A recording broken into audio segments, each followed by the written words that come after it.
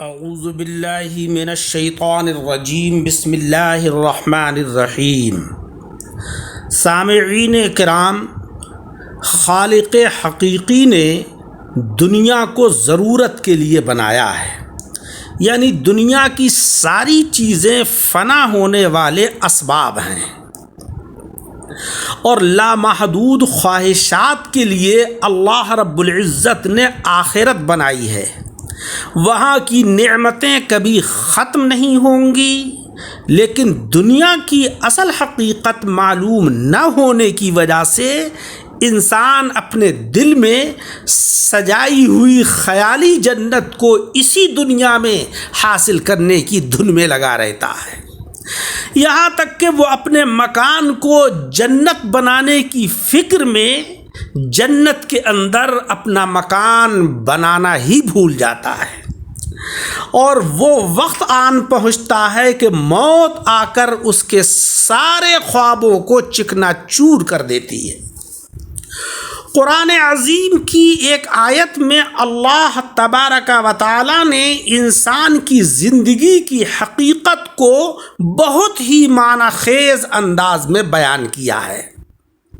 فرمان رب ہے، اعوذ باللہ من الشیطان الرجیم، اعلموا انما الحیات الدنیا لعب ولہو وزینۃ وتفاخر بینکم وتکاثر فی الاموال والاولاد۔ خوب جان لیجئے کہ یہ دنیا کی زندگی اس کے سوا کچھ نہیں کہ ایک کھیل اور دل لگی ہے۔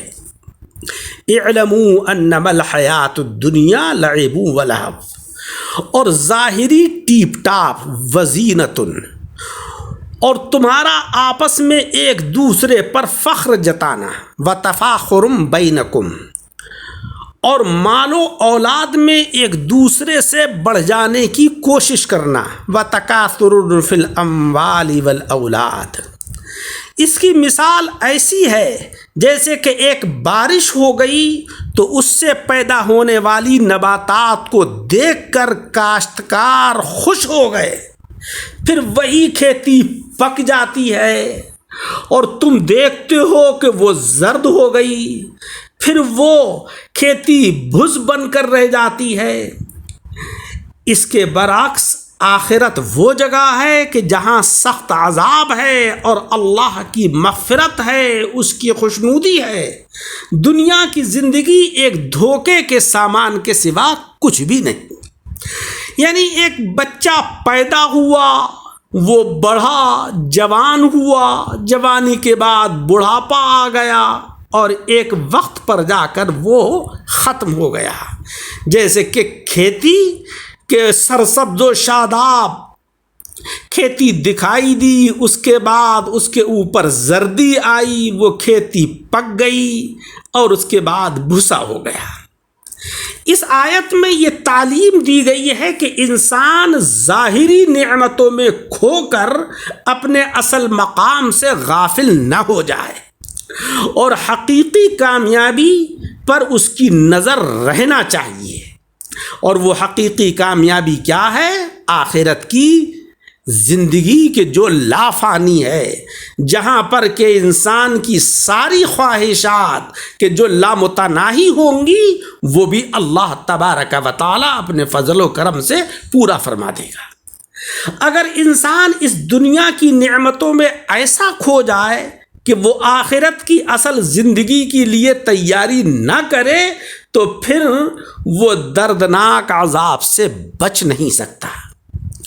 حدیث شریف کے اندر آتا ہے کہ اگر ابن آدم کو سونے کی 2 وادیاں دے دی جائیں تو وہ تیسری وادی کی تمنا کرے گا، اور ابن آدم کا پیٹ تو صرف قبر کی مٹی ہی بھر سکتی ہے، یعنی کاسہ حوث پر نشود، حوث کا پیالہ جو ہے وہ کبھی بھرتا نہیں ہے۔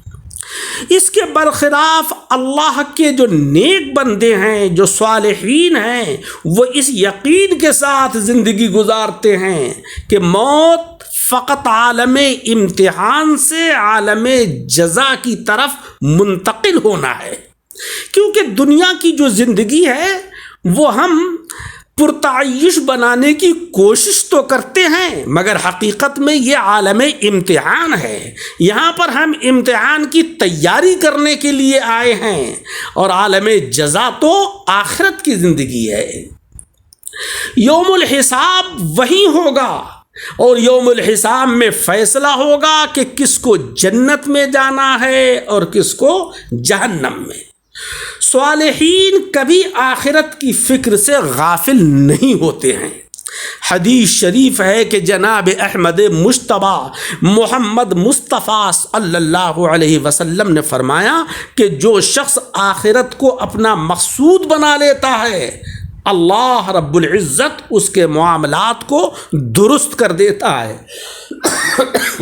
اور اس کے دل کو غنی بنا دیتا ہے، اور دنیا اس کے تابع فرمان ہو کر اس کے حضور آ کھڑی ہوتی ہے۔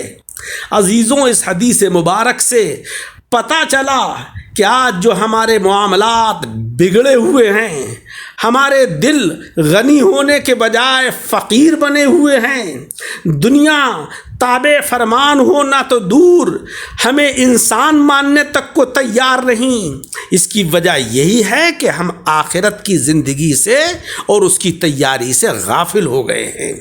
ہمیں یہ چاہیے کہ ہمارا جو مقصود ہے اخروی زندگی، اس کی تیاری میں لگ جائیں، تاکہ اللہ جل شانہ وعم نوالہ ہمارے دنیا کے کام بھی بخیر و خوبی پورے فرما دے۔ اللہ رب العزت ہمیں عمل کی توفیق عطا فرمائے، آمین بجاہ النبی الکریم۔